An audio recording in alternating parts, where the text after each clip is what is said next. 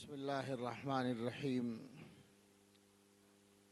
الحمد لله نحمده ونستعينه ونستغفره ونؤمن به ونتوكل عليه ونعوذ بالله من شرور أنفسنا ومن سيئات أعمالنا. من يهده الله فلا مضل له ومن يضلله فلا هادي له، ونشهد أن لا إله إلا الله وحده لا شريك له، ونشهد أن سيدنا ونبينا ومولانا محمدا عبده ورسوله صلى الله تعالى عليه وعلى آله وأصحابه وبارك وسلم تسليما كثيرا. أما بعد، فأعوذ بالله من الشيطان الرجيم. بسم الله الرحمن الرحيم. ولكن كونوا ربانيين بما كنتم تعلمون الكتاب وبما كنتم تدرسون. صدق الله العظيم. اللهم صل على سيدنا محمد وعلى آله وأصحابه وبارك وسلم تسليما.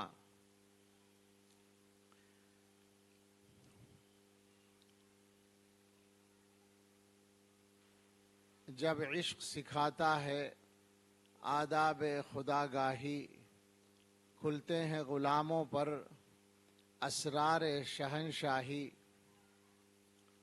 عطار ہو، رومی ہو، رازی ہو، غزالی ہو، کچھ ہاتھ نہیں آتا بے آہ سحرگاہی. اے طائر لاہوتی، اس رزق سے موت اچھی جس رزق سے آتی ہو پرواز میں کوتاہی. داراؤ سکندر سے وہ مرد فقیر اولا ہو جس کی فقیری میں بوئے اسد اللہ.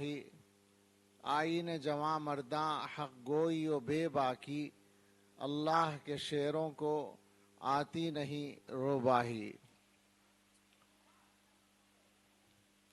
کوئی بزم ہو کوئی انجمن، یہ شعار اپنا قدیم ہے.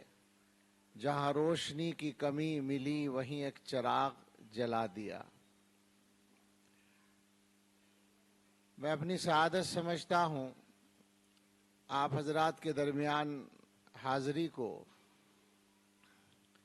اور اس حاضری میں بنیادی دخل تھا میرے لیے بڑے بھائی کی حیثیت رکھنے والے حضرت مولانا مفتی غیاث الدین رحمانی صاحب دامت برکاتہم کے حکم کا. ان کے حکم پر میں نے یہ تاریخ طے کی تھی، اور کل ارادے مزمحل ہونے کے بعد حالات کے تحت ان کا اور عزیزم مولانا محمد میاں سلمہ ابن حضرت مفتی عبد المغنی صاحب رحمہ اللہ، ان کا کردار رہا. بہرحال میں حاضر ہوں، اور یہاں پہنچنے کے بعد اندازہ ہوا کہ بہت سارے علماء کی شرکت ہے، اور میری سعادت یہ ہوئی کہ اس نشست میں حضرت مولانا عبد القوی صاحب دامت برکاتہم نے بھی شرکت فرمائی.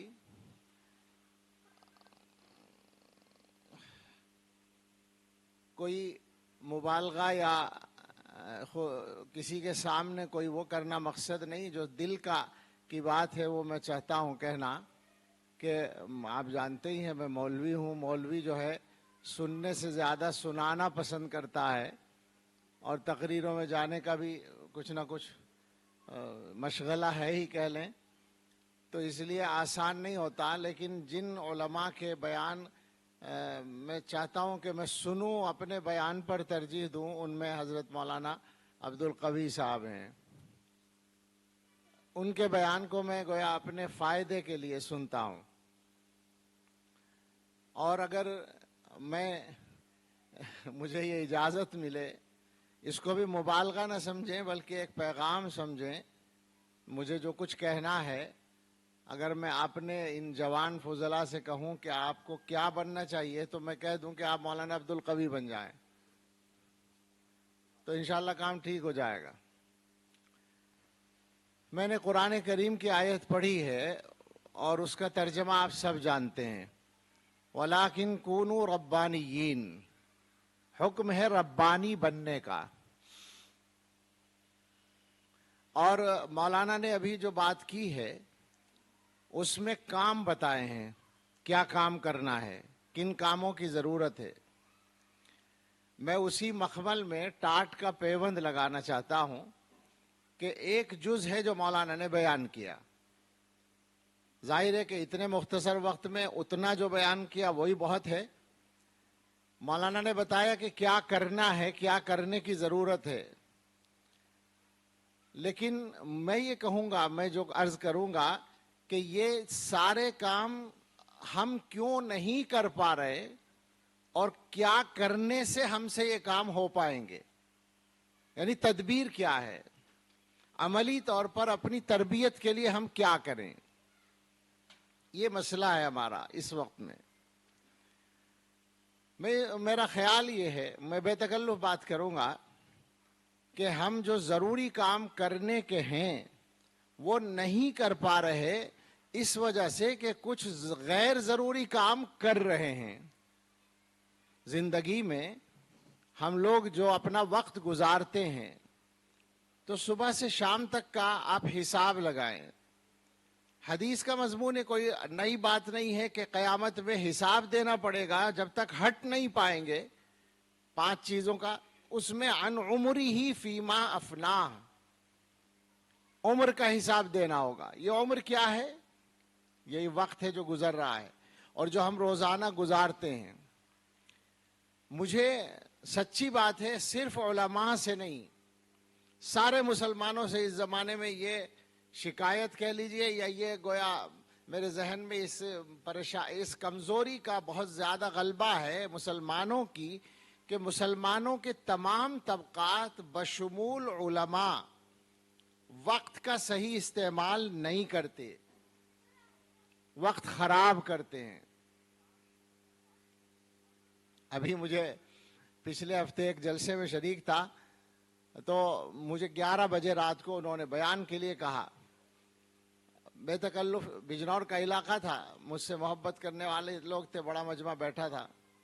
میں نے ان سے کہا کہ میں یہ چاہتا تھا کہ مغرب کے بعد جلسہ ہو تاکہ جلدی فارغ ہو کے چلے جائیں، اس لیے کہ جلسے سے فارغ ہو کے دیوبند پہنچیں گے، اس کے بعد جتنا وقت رات کا بچے گا سونے کے لیے بس اتنا ہی ہے ہمارے پاس. آپ تو صبح کو بھی سو کے اپنا کام چلا لیں گے، ہمیں نہیں موقع ملے گا. تو میں نے کہا میں نے چاہا تھا مغرب کے بعد ہو، لیکن منتظمین نے کہا کہ لوگ مغرب کے بعد آتے نہیں، عشاء کے بعد کرنا پڑتا ہے. تو میں نے مجمع سے مخاطب ہو کر کہا کہ آپ لوگ مغرب کے بعد کیا کر رہے تھے؟ میں ان سے کہا کہ آپ لوگ مغرب کے بعد کیا کر رہے تھے؟ اب وہ عجیب طرح دیکھنے لگی، اس طرح تو کبھی کسی نے پوچھا نہیں تھا.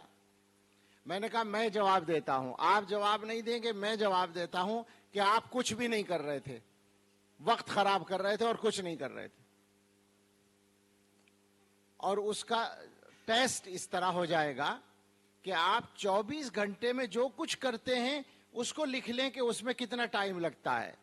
مثلا کوئی نوکری کرتا ہے اور اس کی ڈیوٹی 6 گھنٹے ہے یا کسی کی 8 گھنٹے ہے تو وہ 8 گھنٹے، وہ سوتا ہے 6 گھنٹے تو وہ 14 گھنٹے ہو گئے، وہ کھانے پینے میں 2 گھنٹے لگاتا ہے تو 16 ہو گئے، وہ عبادتوں میں 2 گھنٹے لگاتا ہے تو 18 ہو گئے، اور کچھ کام تفریح اور گھر کے کام 2 گھنٹے اور 20 گھنٹے ہو گئے. یہ میں نے بہت زبردست فعال آدمی کی کارگزاری بتائی ہے، 4 گھنٹے اس میں بھی غائب ہیں.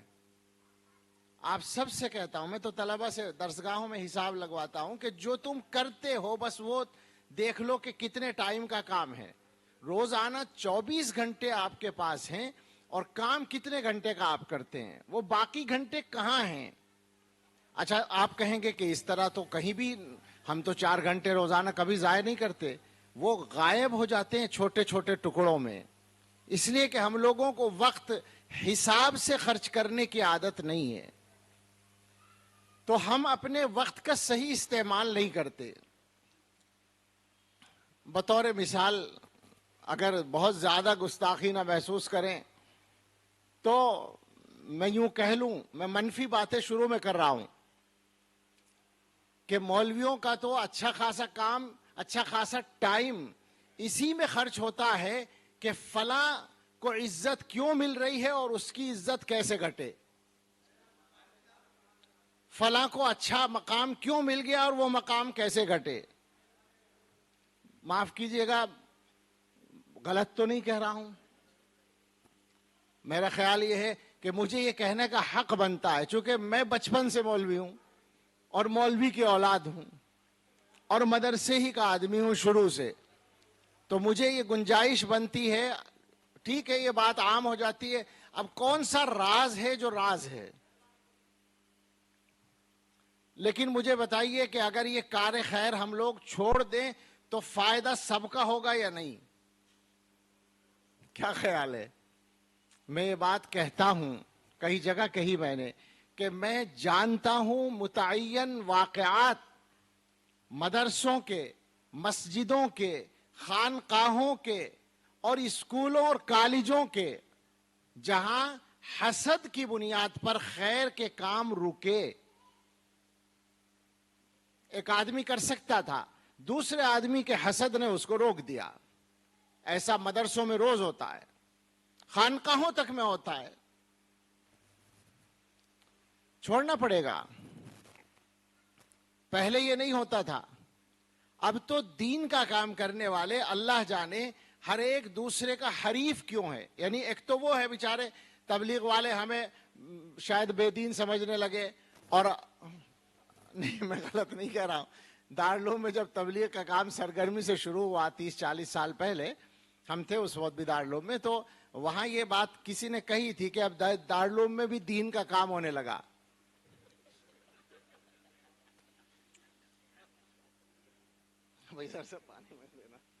تو ایک تو وہ موضوع ہے، وہ بھی اپنی جگہ ہے، لیکن خود علماء اور خود دین کا کام کرنے والے لوگ آپس میں ایک دوسرے کو حریف کیوں بنائے بیٹھے ہیں؟ میرے سامنے 2 واقعات ہیں جو میں بہت سی جگہ سناتا ہوں۔ ایک واقعہ تو اتفاق سے حضرت مولانا الیاس صاحب رحمۃ اللہ علیہ کا ہی ہے، اور ادھر حضرت شیخ الاسلام حضرت مدنی رحمۃ اللہ علیہ۔ علماء جانتے ہوں گے عام طور پر، کھتولی ہمارے یہاں مظفر نگر میں قصبہ ہے، وہاں جمعیت علماء کا جلسہ تھا اور اس میں شرکت فرمانی تھی شیخ الاسلام کو۔ اسی دن اتفاق سے تبلیغ والوں نے اجتماع رکھ لیا اور اس میں شرکت فرمانی تھی حضرت مولانا الیاس صاحب کو۔ مولانا الیاس صاحب رحمۃ اللہ علیہ حضرت مدنی رحمۃ اللہ علیہ سے عمر میں بھی چھوٹے تھے، تو بہت احترام کرتے تھے، بہت زیادہ۔ دونوں اپنے اپنے جلسے میں پہنچ گئے، وہاں جا کے دونوں کو پتہ چلا کہ آج وہ بھی آئے ہیں اور ان کا جلسہ ہے۔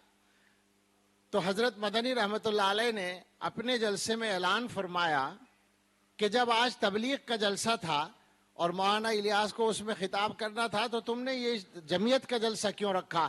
جاؤ تم لوگ مولانا الیاس صاحب کی تقریر سن لو جا کے، میں دیوبند جا رہا ہوں۔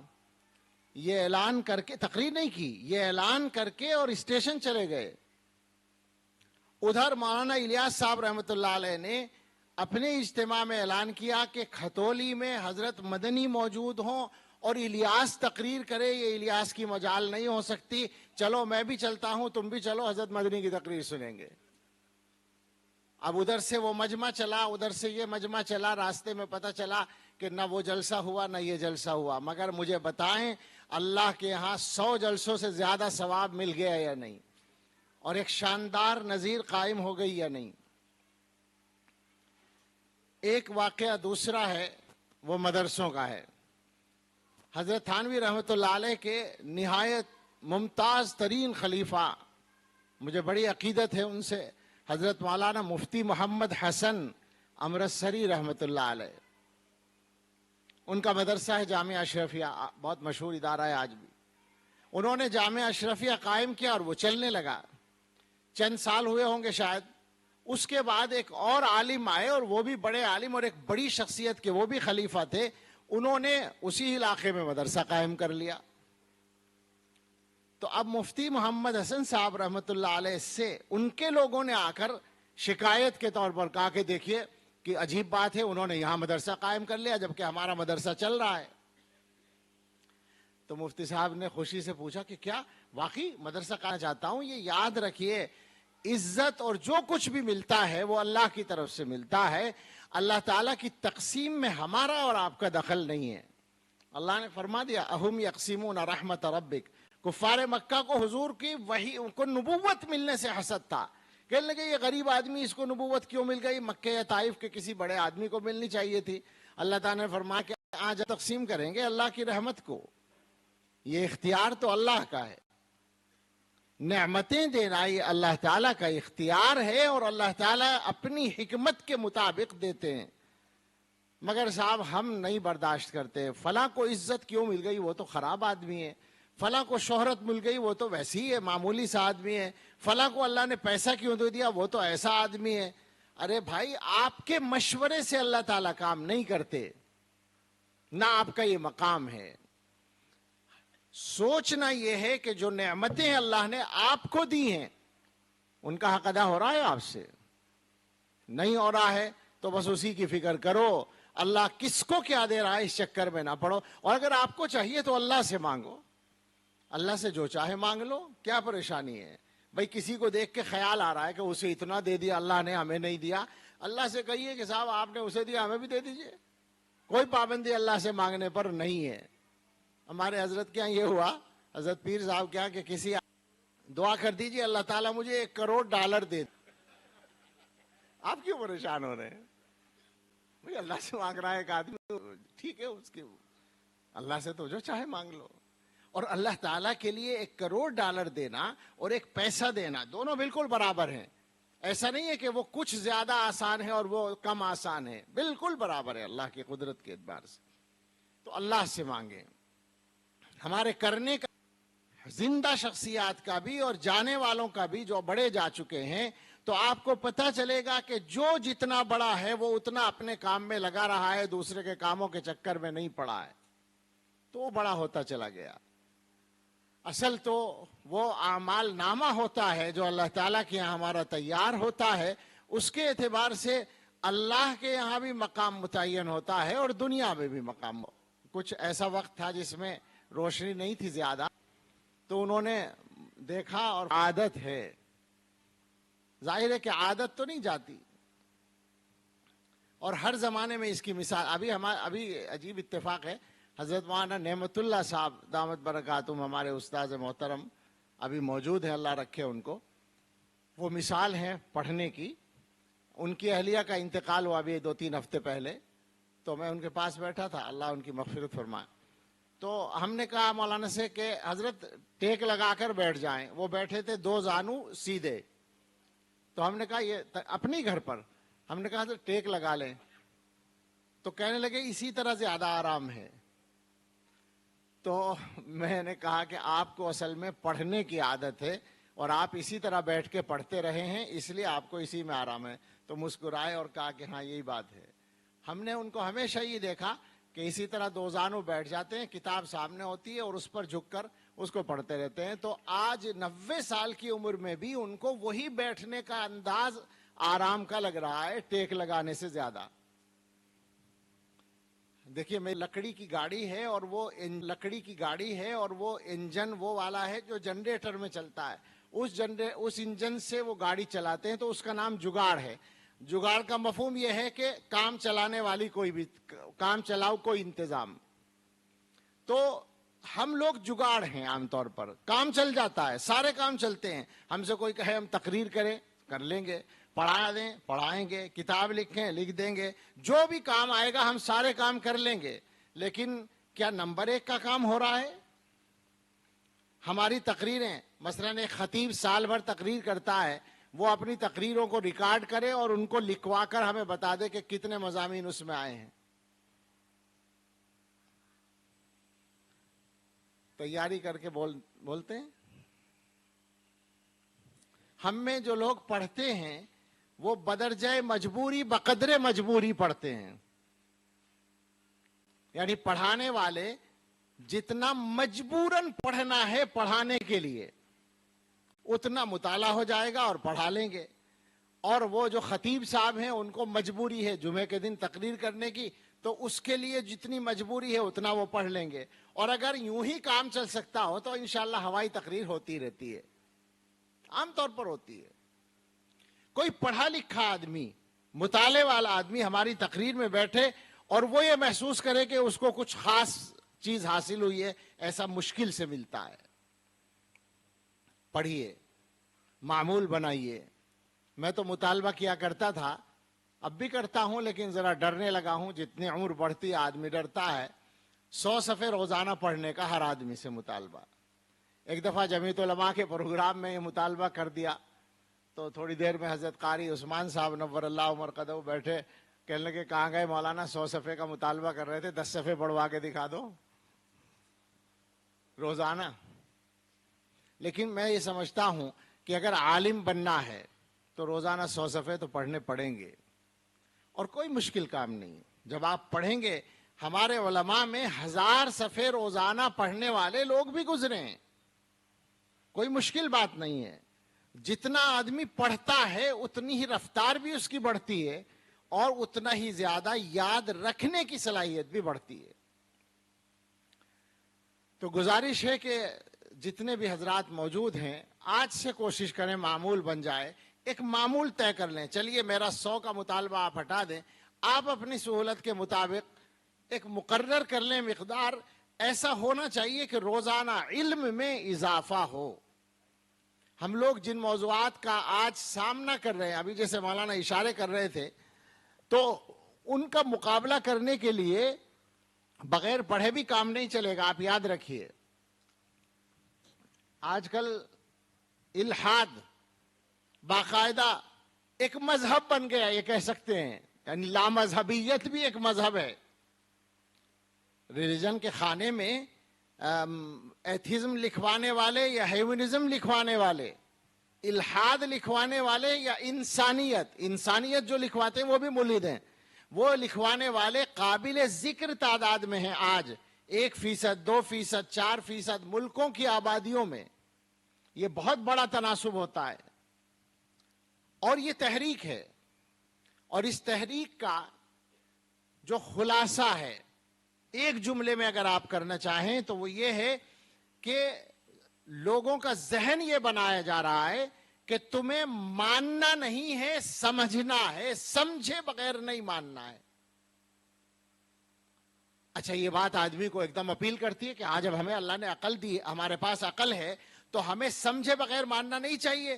جو بات ہو ہمیں اسے سمجھنا چاہیے. حالانکہ یہی بات سب سے زیادہ ناسمجھی کی ہے کہ ہر بات ہم سمجھ سکتے ہیں. جب ہماری ہر صلاحیت محدود ہے تو عقل کیسے لامحدود ہو سکتی ہے؟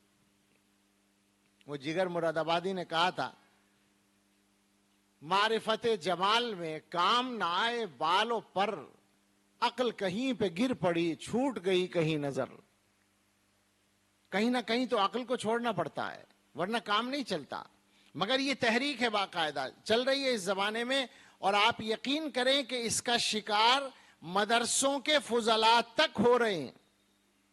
ہم بات کرتے ہیں یونیورسٹیوں کی، کالجوں کی، وہاں کے پڑھنے والوں کی جو خالص انگریزی ماحول میں رہے مسلسل. نہیں، ہمارے مدرسوں کے فضلاء وہ بھی الحاد کا شکار ہو رہے ہیں. میں بالکل معلومات کی بنیاد پہ کہہ رہا ہوں. کیسے کام چلے گا؟ پڑھے بغیر نہیں کام چلے گا. بہت مشکل صورتحال ہے. میں نے جو آیت پڑھی تھی اس کی روشنی میں کچھ کرنے کی باتیں جو ہمیں کرنا چاہیے، ایک طرح سے سمجھیے، میں چاہتا ہوں ایک فہرست سی سنا دوں، پھر آخر میں 1-2 باتیں اپنے طور پر عرض کر کے بعد ختم کروں گا. علماء نے اس پر گفتگو کی ہے باقاعدہ کہ ربانی عالم کیسا ہوتا ہے، ربانی عالم میں کیا کیا صفات ہونی چاہیے. پہلی صفت، یہ میں نے نقل کر رکھا ہے اس کو، الاولا، پہلی صفت، الکون علی ما کان علیہ رسول اللہ صلی اللہ علیہ وسلم من العقیدت والعبادت والادب والسلوک. پورے طور سے رسول اللہ صلی اللہ تعالی علیہ وسلم کے طریقے پر ہونا، قول میں، فعل میں، عبادت میں، طرز عمل میں، پوری تمام چیزوں میں حضور علیہ الصلاۃ والسلام کے طریقے پر ہونا۔ میرا خیال ہے اگر اسی کی تفصیل میں آپ چلے جائیں تو 1 گھنٹہ اس کے لیے کافی ہو جائے۔ بس اس کو ذہن میں یاد رکھنے کی ضرورت ہے کہ یہ پہلا نقطہ ہے۔ ظاہر بات ہے کہ ربانی بننے کے لیے حضرت محمد الرسول اللہ صلی اللہ تعالی علیہ وسلم کے اتباع کے بغیر چارہ نہیں ہوگا، تو پہلی صفت یہی بیان کی، الکون علی ما کان علیہ رسول اللہ صلی اللہ علیہ وسلم، جس طریقے پر حضور علیہ السلام تھے اس طریقے پر قائم ہونا۔ دوسرے، الاشتغال بالعلم الشرعی والحرص على تحصیلہ وتلقیہ من المشائخ الاکفاء، علوم شریعت میں مشغول ہونا اور علماء سے اور بڑے اہل صلاحیت سے حاصل کرنے کے لیے حریص ہونا، زیادہ سے زیادہ گویا علم شریعت کو بڑھانا۔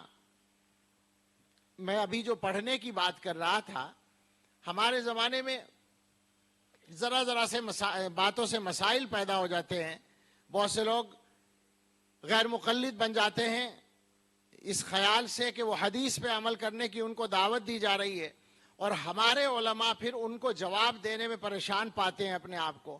کیوں؟ تھوڑا سا اگر مطالعہ کر لیں تو کوئی غیر مقلدیت کی دعوت دینے والا آپ کے سامنے نہیں ٹک سکتا، مگر وہ علم نہیں ہوتا، وہ مطالعہ نہیں ہوتا جس کی ضرورت ہے۔ یہ بات ہمیشہ یاد رکھیں کہ جو مرکزی اداروں یا مرکزی شخصیات کے میدان ہیں وہ اپنی جگہ ہیں، لیکن میدان میں مقامی سطح پر ہر جگہ کے مقامی علماء کو کام کرنا ہوتا ہے اور ان کا ہی کردار اصل ہے۔ اور یہ مت سمجھیے کہ صاحب ہمیں کون مانے گا، ہمیں کون تسلیم کرے گا۔ کس کے لیے کام کرتے ہیں؟ کس کے لیے کام کرتے ہیں؟ اللہ کے لیے۔ وہ جانتا ہے آپ کسی چھوٹے سے گاؤں میں کسی غار میں بیٹھ کر بھی کام کریں گے، اللہ تعالیٰ آپ کو جانتا ہے اور آپ کو جہاں تک جاننا پہچان آپ کی کرانا چاہتا ہے وہ کرا دے گا، اخلاص کے ساتھ۔ حضرت تھانوی رحمۃ اللہ علیہ نے فرمایا کہ اخلاص کے بغیر چارہ نہیں ہے۔ یقین کرو شہرت بھی اخلاص کے بغیر نہیں ملے گی، اگر شہرت بھی چاہیے تو اخلاص سے ہی کام کرو، حضرت نے فرمایا۔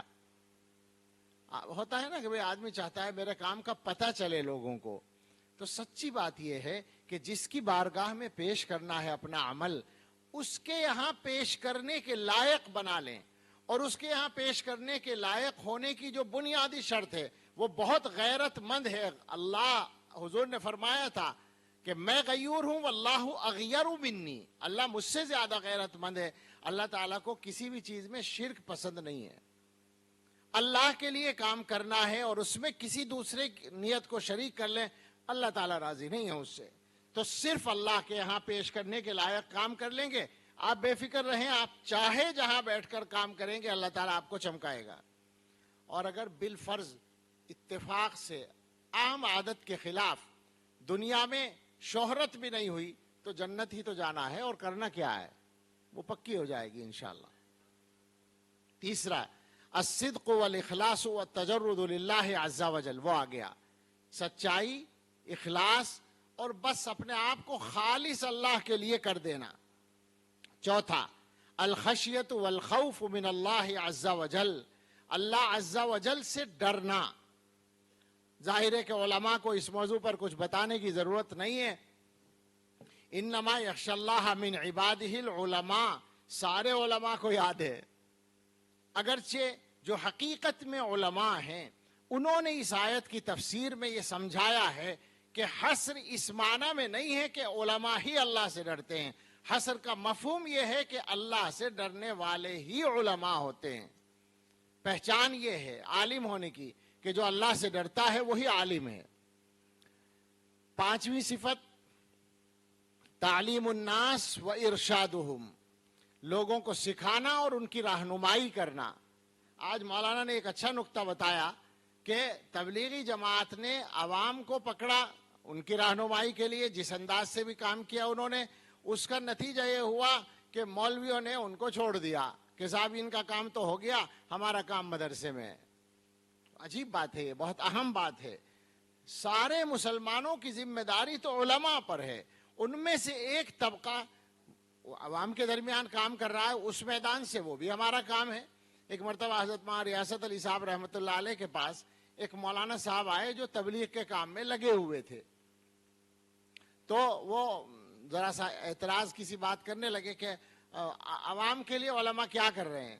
تو اس وقت حضرت کا جو مقصد تھا وہ ان کے اعتراض کا جواب دینا تھا۔ حضرت نے فرمایا بھائی آپ جیسے لوگوں کو ہم نے چھوڑا تو ہے ان میں کام کرنے کے لیے، جو اس میں کام کر رہے ہیں وہ ہمارے ہی تو ہیں، علماء ہی میں سے تو ہیں۔ لیکن حقیقت یہ ہے کہ ایک ہی میدان کام کرنے کا نہیں ہے، ان کی تعلیم، ان کی رہنمائی، ان کو سکھانے کا کام۔ اور آپ ذرا مشاہدہ کریں، اگر تجربہ کریں، ایک شکیلیت کے فتنے کا ہلکا سا ذکر آیا، اور اسی طرح کے اور بھی فتنے ہوتے ہیں، ان سب کا جو طریقہ کار ہے وہ افراد پر محنت ہے۔ ہمارے ہاں یہ ہوتا ہے کہ ایک امام صاحب 10 سال تک ایک مسجد میں امام ہیں اور ان کو مسجد کے روزانہ نماز پڑھنے والوں کے حالات کا بھی پتہ نہیں ہوتا، پورے حالات کا۔ افراد پر محنت کے بغیر کام نہیں چلے گا، یہ لازم ہے۔ چھٹی صفت رسوخ فی العلم، میں اس پر بول چکا ہوں۔ ظاہر ہے کہ اس کے لیے پڑھنا ہی کافی نہیں ہے، مگر پڑھنا اس کے لیے شرط ہے۔ پڑھنا ہوگا، سمجھنا ہوگا، اور اس کے بعد خشیت اور خوف سے اپنے آپ کو متصف کر کے عمل کرنا ہوگا، تب جا کر رسوخ فی العلم کہلائے گا۔ 7ویں صفت تواضع اور نرمی۔ یہ ہمیشہ ذہن میں رکھنا ہوگا کہ ہمیں اگر اللہ تعالیٰ نے علم دے دیا تو یہ کوئی ہمارے لیے لوگوں پر برتری کا ذریعہ نہیں ہے، بلکہ یہ اللہ تعالیٰ کی ہمارے اوپر نعمت ہے جس کا شکر ہم پر زیادہ لازم ہوتا ہے۔ جس پر جتنا زیادہ اللہ کا احسان ہو اس پر اللہ کا اتنا ہی شکر لازم ہوتا ہے۔ تو ہمیں اپنے آپ کو لوگوں سے بڑا سمجھنے کی گنجائش نہیں ہے۔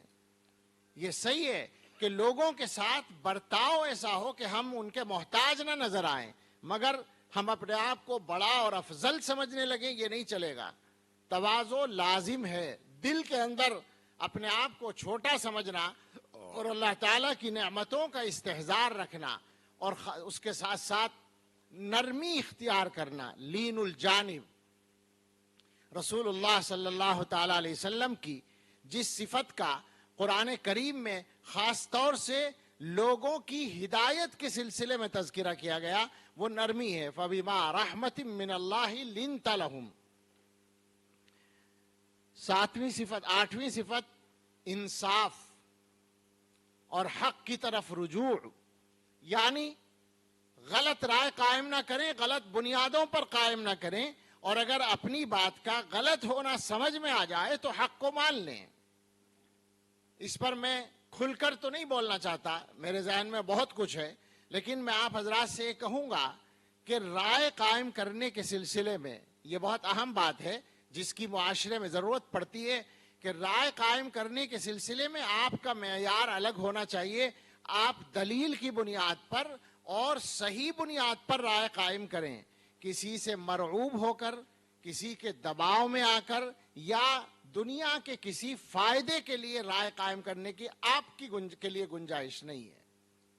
آپ کسی آدمی کی رعایت میں رائے قائم کریں، کسی شخصیت کے دباؤ میں رائے قائم کریں، کسی ضرورت کے دباؤ میں رائے قائم کریں، یہ گنجائش نہیں ہے آپ کے لیے۔ آپ کو انصاف کی بنیاد پر رائے قائم کرنی ہے۔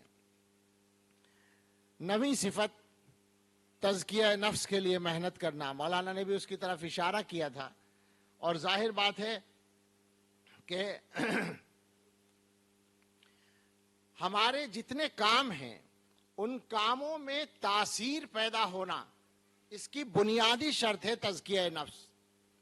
میں یہ بات اس طرح کہتا ہوں علماء سے کہ علماء کے سارے کام مفید ہیں، جو کچھ بھی وہ کرتے ہیں، پڑھانے کا کام کرتے ہیں، تقریر کا کام کرتے ہیں، امامت کرتے ہیں، مدرسہ چلانے کا کام کرتے ہیں، جو بھی کام کرتے ہیں وہ سب مفید ہیں، مگر جو فائدہ جس معیار اور جس درجے پر کسی کام کا ہونا چاہیے اس معیار پر وہ کام ہونے کے لیے ضروری ہے کہ یہ جو تزکیے والی محنت ہے وہ ہو جائے۔ وجہ اس کی یہ ہے کہ مثلا ہم تقریر کرتے ہیں جمعے میں یا جلسوں میں، مجمع ہماری تقریر کو سنتا ہے اور اس سے وہ متاثر بھی ہوتا ہے۔ بہت سے لوگوں کے ذہنوں میں کچھ غلط باتیں ہوتی ہیں، ان غلط باتوں کی اصلاح بھی ہو جاتی ہے، مگر آپ اس بات پر سنجیدگی سے غور کریں، اس بات پر سنجیدگی سے غور کریں کہ کیا ایسا ہوتا ہے کہ ہم نے مثلا نماز کے بارے میں 1 گھنٹہ گفتگو کی اور مجمع میں جو لوگ بے نمازی تھے ان میں 2-4 نے بھی تہیہ کیا کہ آج سے میں نماز نہیں چھوڑوں گا، نمازی بن جائیں۔ ہم نے گھنٹہ بھر جھوٹ کے بارے میں تقریر کی اور مجمع میں کچھ لوگوں نے توبہ کر لی جھوٹ بولنے سے۔ ہم نے گھنٹہ بھر تقریر کی حرام کمائی سے بچنے کے بارے میں اور مجمع میں کچھ لوگوں نے توبہ کر لی کہ آج تک جو ہمارے معاملات میں گڑبڑ تھی اسے ٹھیک کریں گے۔ ایسا عام طور پر نہیں ہوتا، لیکن اگر ہوتا ہے تو وہیں ہوتا ہے جہاں تزکیے کی محنت ہو چکی ہوتی ہے۔ اس کو میں اس طرح کہتا ہوں کہ دماغ پر محنت ہوئی ہے تو دماغ تک بات جاتی ہے، جب دل پر محنت ہوتی ہے تو پھر دل تک بات جاتی ہے۔ اس کی ضرورت ہے، شدید ضرورت ہے کہ ہم سب اس کے لیے اپنے آپ کو، اور ظاہر بات ہے اس لیے نہیں کہ ہماری باتوں میں تاثیر پیدا ہو، بلکہ اس لیے کہ ہم سے اللہ راضی ہو، اس لیے کہ ہمارے اعمال، ہمارے کام اللہ تعالیٰ کے ہاں قابل قبول بن جائیں۔ یہ بات ہمیں یاد رکھنی چاہیے کہ شیطان ہمارے ہر وقت پیچھے لگا رہتا ہے، یعنی یہاں تک ہوتا ہے کہ آپ ممبر پر قدم رکھتے ہیں تو شیطان آپ کے پیچھے اسی وقت حملہ کرتا ہے لگ کر۔ آپ تقریر کے لیے کرسی پر بیٹھتے ہیں تو شیطان آپ کی نیت پر حملہ کرتا ہے۔ یہ بڑا نازک موقع ہوتا ہے۔ میں نے تو بعض مرتبہ یہ کہا لوگوں سے کہ بھائی میں تو بڑا گناہگار آدمی ہوں، مجھے شیطان کے حملوں کے بڑے تجربے ہیں۔ ایسا بھی ہوا کہ میں اخلاص نیت پر بات کر رہا ہوں اور اسی پر لوگوں سے گویا تفصیل کی بات کر رہا ہوں کہ صاحب ریا نہ ہو، دکھاوا نہ ہو، اپنی بڑائی اور اپنی شخصیت کے لیے بات نہ ہو، اور یہ نہ ہو اور وہ نہ ہو، نیت صحیح ہو، اس پر بات کر رہا ہوں، اور شیطان میری نیت پہ حملہ کر رہا ہے کہ مولوی صاحب بہت اچھی بات کر رہا ہو، اس طرح لوگ نہیں کرتے بات۔ تو مجھے تنبہ ہوا کہ یہ شیطان میری نیت کو ابھی خراب کرنے کی فکر میں ہے، یعنی جو میں بات کر رہا ہوں نیت ہی کے بارے میں، اسی پر حملہ کر رہا ہے۔ بہت زیادہ چوکس رہنے کی ضرورت ہے۔ ہمارے اکابر اس طرح کے معاملات میں کیسے چوکس رہتے تھے، آپ نے وہ واقعہ پڑھا بھی ہوگا اور بہت سو نے میری زبان سے بھی سنا ہوگا۔ حضرت تھانوی رحمۃ اللہ علیہ کانپور میں پڑھاتے تھے۔ حضرت نے 16 برس کانپور میں تدریس کا کام کیا فراغت کے بعد۔ تو اس زمانے میں مدرسے کا جلسہ تھا، اس میں حضرت شیخ الہند رحمۃ اللہ علیہ کو دعوت دی گئی۔ اس علاقے میں معقولات کا مرکز خیر آباد تھا، تو وہاں کے اس علاقے کے اندر معقولات کے کچھ بڑے ماہرین اس وقت بھی موجود تھے۔ ایک مولانا لطف اللہ علی گڑھی تھے جو معقولات کے بڑے پرانے استاذ تھے، استاذ الاساتذہ، مولانا محمد علی مونگیری اور علامہ شبلی اور مولانا حبیب الرحمن شیروانی، یہ سب ان کے شاگرد تھے، بہت بوڑھے تھے۔ تو اس علاقے میں ایک تبصرہ تھا، دارالعلوم دیوبند کے قیام کو 20-30 سال ہوئے ہوں گے اس وقت تک۔ تبصرہ یہ تھا کہ دیوبند کے علماء قرآن، حدیث، تفسیر، فقہ ان چیزوں کے تو ماہر ہیں، مگر معقولات کے اس درجے میں ماہر نہیں ہیں۔ معقولات تو ہمارے یہاں ہیں، یہ تبصرہ تھا۔ حضرت تھانوی رحمۃ اللہ علیہ فرماتے ہیں کہ حضرت شیخ الہند رحمۃ اللہ علیہ کی تقریر میں ایک معقولات کا مسئلہ آ گیا اور حضرت نے اس پر بولنا شروع کر دیا۔ حضرت کا جو علم تھا اس کو علماء تو جانتے ہی، کم سے کم وہ ایسا علم تھا کہ اس جیسا علم ان کے سامنے نہیں تھا۔ حضرت تھانوی رحمۃ اللہ علیہ فرماتے ہیں میرے دل میں یہ خواہش ہوئی، اس وقت حضرت جوان تھے، میرے دل میں یہ خواہش ہوئی کہ کاش مولانا لطف اللہ صاحب، وہ کانپور ہی میں رہتے تھے اس وقت، مدعو ہے جلسے میں، کاش مولانا لطف اللہ صاحب آ جائیں تو وہ دیکھ لیں گے کہ ہمارے علماء کو ہمارے شیخ الہند بیان کر رہے ہیں، علماء دیوبند کو معقولات میں کتنی مہارت ہے وہ بھی دیکھ لیں گے۔ حضرت فرماتے ہیں کہ ادھر دل میں خواہش آئی اور ادھر مولانا لطف اللہ چھڑی ٹیکتے ہوئے آ گئے اچانک۔ تو دل میں حضرت تھانوی رحمۃ اللہ علیہ بہت خوش ہوئے کہ چلو اب دیکھ لیں گے میرے استاذ کا علم. لیکن حضرت شیخ الہند رحمۃ اللہ علیہ کی نظر جیسے ہی مولانا لطف اللہ صاحب پر پڑی، حضرت نے بلا تمہید اچانک تقریر ختم کر دی، مضمون بھی پورا نہیں کیا. حضرت تھانوی رحمۃ اللہ علیہ کو تو یقیناً مایوسی ہوئی.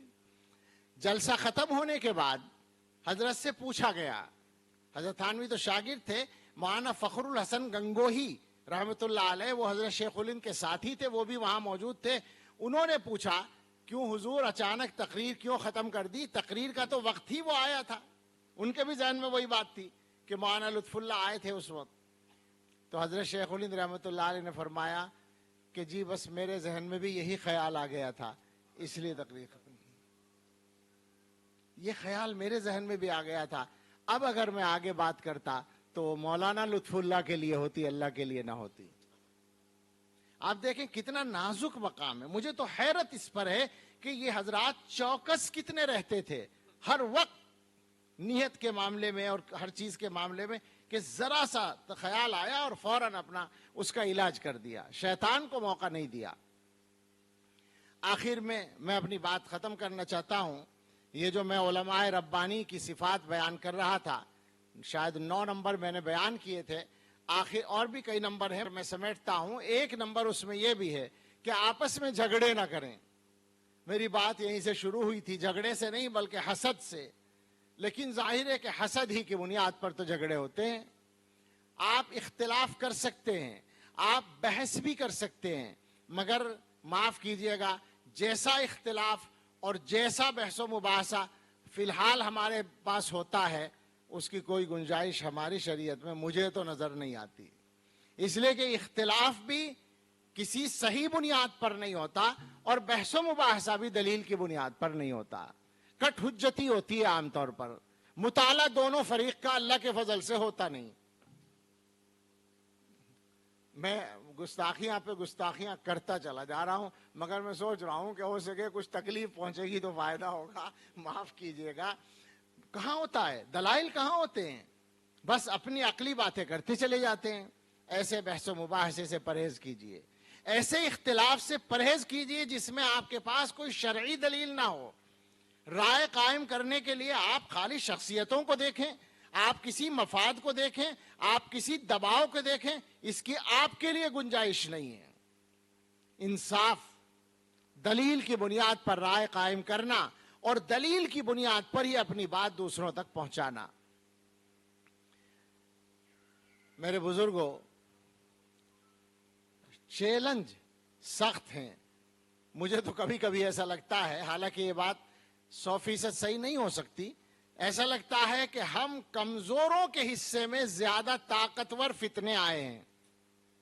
ہو سکتا ہے یہ بات اس طرح نہ ہو، ہر دور میں آئے ہیں، لیکن آج کل فتنوں کی رفتار تیز ہے اور ہم مسلمان بشمول علماء، میں نے شروع میں بھی ایک بات کہی تھی وقت ضائع کرنے والی، ویسے ہی میں یہ کہوں گا کہ ہم سب سستی کا شکار ہیں. ہمارا جو دشمن ہے وہ چست ہے، وہ چالاک ہے. سب سے بنیادی دشمن تو شیطان ہے، ابلیس ہے، اور وہ دنیا کا سب سے تجربے کار، سب سے چالاک اور سب سے زیادہ چست بڈھا ہے. سب سے بڑی عمر والا ہے نا وہ، اس سے پرانا تو کوئی دنیا میں پایا نہیں جاتا. وہ کبھی بھی اپنے کام میں سستی نہیں کرتا. اس نے اپنے نمائندے مقرر کر رکھے ہیں جو شیاطین الانس والجن ہیں. قرآن کی زبان سے ثابت، قرآن کے الفاظ سے ثابت ہے کہ انسانوں میں بھی شیاطین ہوتے ہیں. وہ شیاطین آج کل اتنے مستعد ہیں کہ مجھے لگتا ہے شیطان کی برادری کے شیاطین شاید آرام نہ کر رہے ہوں. انسانی شیاطین اتنے مستعد ہو گئے اس زمانے میں، اور ہم لوگ کسل کا شکار ہیں، سستی کا شکار ہیں، کم حوصلگی کا شکار ہیں. ہو سکتا ہے ایک بات اور آئی ذہن میں، اس میں کچھ دخل ہمارے ذاتی حالات کا ہوتا ہے، معاشی حالات کا بھی ہوتا ہے، گھر کے خرچوں کا مسئلہ ہوتا ہے، آدمی کام کہاں کیا کرے. ظاہر ہے یہ ایک مسئلہ ہے اور اس کو حل کرنے کے لیے بھی علماء کو سوچنے کی ضرورت ہے. سچی بات ہے، مدارس میں جو تنخواہیں ہیں ان میں سے اکثر مدرسوں کی تنخواہ کو میں بغیر مفتی ہوئے فتویٰ دے سکتا ہوں. یہاں کچھ مفتیان تو آئے گئے ہیں, مفتی سبیل صاحب بھی آئے ہیں, مجھے امید ہے وہ الجواب صحیح کریں گے. ایسی تنخواہوں کو تنخواہ کہنا جائز نہیں ہوگا. اتنی کم تنخواہیں جو حالت ہے, ظاہر ہے کہ اس وقت اس پر تفصیل سے بولنا موضوع نہیں ہوگا, لیکن میں نے کہہ دی اپنی بات جو کہنی چاہیے. اس زمانے میں بھی وہ تنخواہیں جن کو مزدور کی آمدنی سے بھی کم آپ دیکھتے ہیں, تو کیسے کہا جاتا ہے کہ وہ تنخواہ دی جا رہی ہے؟ اس پر غور کرنا چاہیے اور اس کا انتظام ہمیں کرنا چاہیے. اور یہ بات کوئی اجنبی نہیں کہہ رہا ہے, جو ان حالات سے گزر کر آیا ہے وہی کہہ رہا ہے, تو اس لیے کوئی ایسی بات نہیں ہے کہنے میں. لیکن اس کے باوجود میں پھر کہوں گا کہ ہمارے فضلاء اس مسئلے کو بھی اپنی راہ میں رکاوٹ نہ بننے دیں. ہمارے بہت سارے بزرگوں نے, بہت سارے اکابر نے فقر و فاقے کے ساتھ بھی بڑے بڑے کام کیے ہیں. تو صبر جس کو کہتے ہیں, قرآن کریم کی آیت ہے وَجَعَلْنَا مِنْهُمْ أَئِمَّةً يَهْدُونَ بِأَمْرِنَا لَمَّا صَبَرُوا وَكَانُوا بِآيَاتِنَا يُوقِنُونَ. بنی اسرائیل کا ذکر ہے اور ظاہر ہے کہ وہ ہمارے نمونے کے لیے ہے. ہم نے ان میں کچھ لوگوں کو مقتدا بنایا جو ہمارے حکم کے مطابق رہنمائی کا کام کرتے تھے, جب انہوں نے صبر کیا اور وہ ہماری آیتوں پر یقین رکھتے تھے. تو صبر اور یقین کی صفات اپنے اندر پیدا کر لیں تو یہ سارے مسئلے بھی انشاءاللہ آسان ہو جائیں گے. اور اللہ سے مانگتے رہیں اپنے معاش کے لیے جو جائز محنت دینی خدمات کی حفاظت کرتے ہوئے آپ کر سکتے ہیں, اس میں دریغ نہ کریں. اللہ سے مانگیں, برکتیں بھی آئیں گی اور اللہ تعالیٰ آپ سے کام لیں گے. اللہ کرے میری زبان سے نکلی ہوئی باتیں ٹھیک ہوں اور ہم سب کے لیے نافع اور مفید ہو جائیں, اور اللہ ہم سب کے جمع ہونے کو اپنی بارگاہ میں قبول فرما لے اور عافیت کے ساتھ ہم سب کا سفر پورا کرائے. اور اس ادارے کو اللہ رب العزت ترقی عطا فرمائے. یہ ادارہ جو اپنا 50 سالہ پروگرام کر رہا ہے, اپنے فضلاء کو اس نے جمع کیا ہے, یہ اس زمانے میں سمجھتا ہوں کہ ایک اچھا طریقہ ہے. پہلے بہت بہت بڑے جو ادارے تھے وہی کیا کرتے تھے, لیکن اب عام طور پر علاقوں کے جو بڑے ادارے ہیں وہ بھی یہ کام کر رہے ہیں, اور یہ ایک اچھی طرح ہے, ایک اچھا طریقہ ہے جو چل رہا ہے. اس طرح اپنے فضلاء تک, اپنے بھائیوں تک, مدرسے کے فرزندوں تک اپنا پیغام پہنچانا آسان ہو جاتا ہے. اللہ رب العزت ہم سب کو ان کاموں کی توفیق دے جو اللہ تعالی ہم سے لینا چاہتے ہیں اور جو اللہ کے پسندیدہ کام ہیں, اور اللہ ہم سب کو اپنے پسندیدہ بندوں میں شامل فرما لے. آمین. وآخر دعوانا ان الحمد للہ رب العالمین.